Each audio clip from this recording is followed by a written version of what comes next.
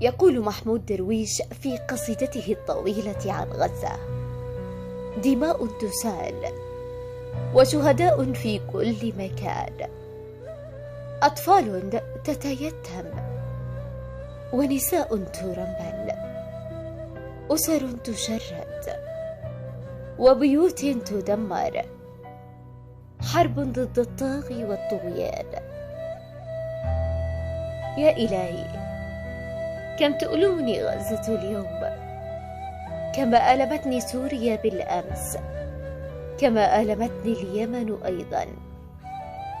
أن تكون عربيا يعني أن تتنفس الوجع دون توقف. سلم الله غزة بمن فيها، بما فيها، بكل ما فيها.